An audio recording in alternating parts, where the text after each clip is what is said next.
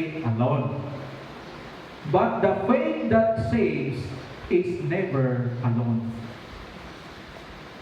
Kung sa ganito ito sa itong mensahe, faith alone, but not alone. Mga igsoon, I hope nga na-harmonize na ito no? So, we are saved by faith alone, but the faith that saves is not alone. Kaya ginuwas ta sa Ginoo for the purpose of good works. So, it always brings its friends.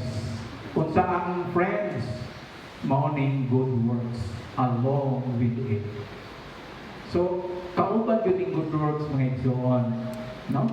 Mabitaw na kita, makita man yun ang kabaguhan sa atong kinabuhi. No? Kay, mo na ikapayo at diluwas ta sa Ginoo. Pero again, no? Si James, no? Basi ma-misunderstood sa uban.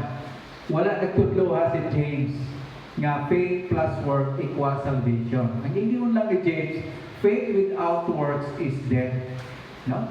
Not functional ang imong pagtuo kung dili makita ang atong daw nga good works ang atong kinabuhi. But yes, you have that faith na ang kanyang pagtuo. So kita mga igsoon sa atong kinabuhi, makita ba sa imong kinabuhi nga ikaw believer ni Jesus Christ? No? May ba imong silingan nga kana lagi siya Kristohanon gyud na siya.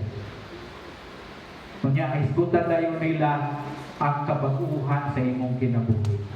No? Because we are saved by faith alone, but not alone. Dili siya contradictory mga igsoon. Kung ma-explain lang nato maayo. No? There is harmony in the teaching of God's Word. No? Ang Ginoo magpadala